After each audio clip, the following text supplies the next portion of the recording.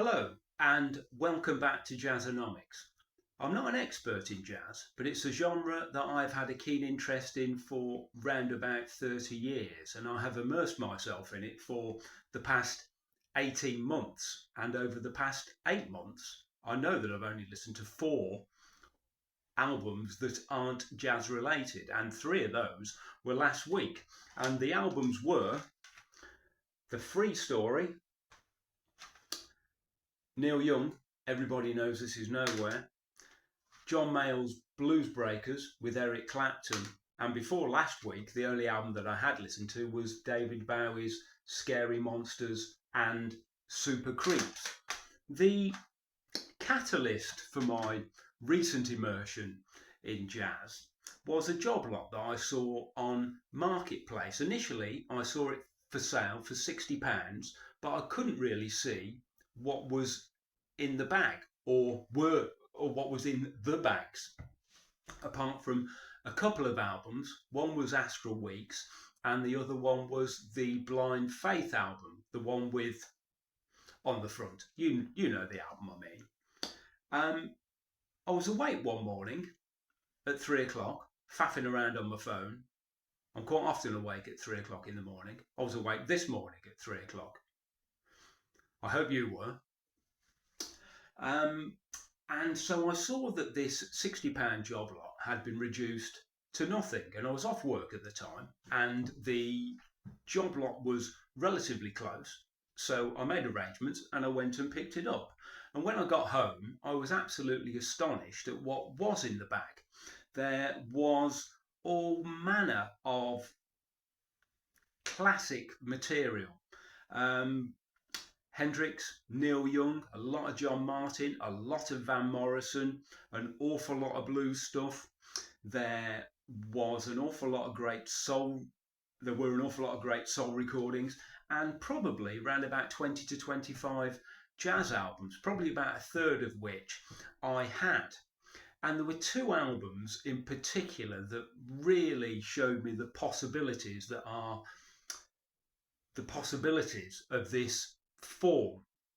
I'm going to talk about one of those albums now. It was recorded in 1964 in Paris.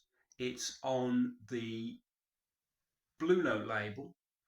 It features Donald Byrd, Kenny Drew and Art Taylor, and the leader is Dexter Gordon. The album is One Flight Up. It's one of his albums that probably doesn't get talked about a great deal.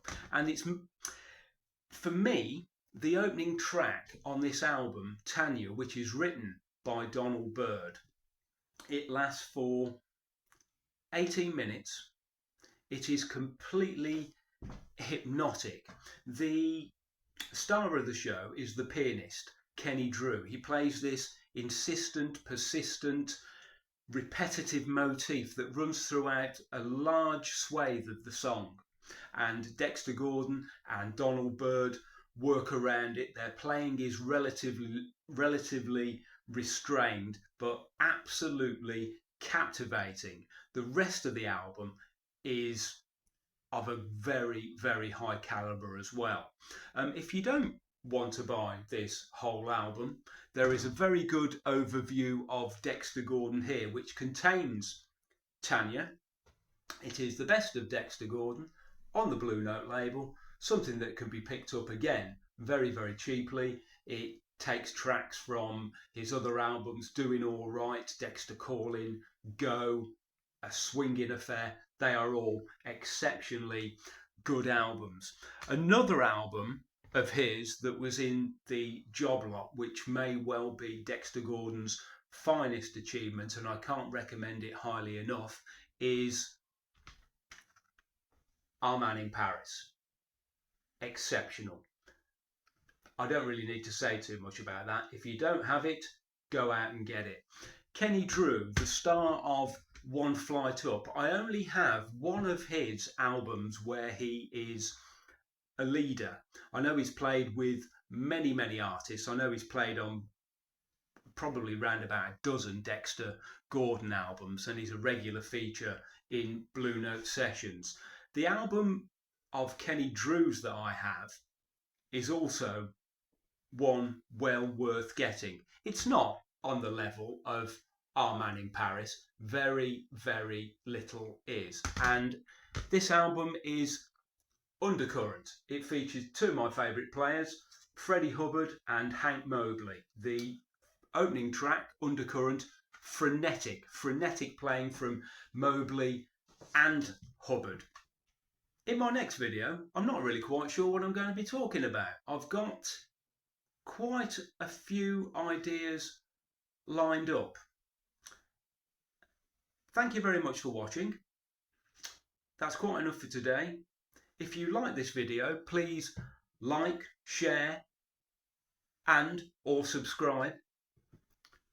This was Jazzonomics.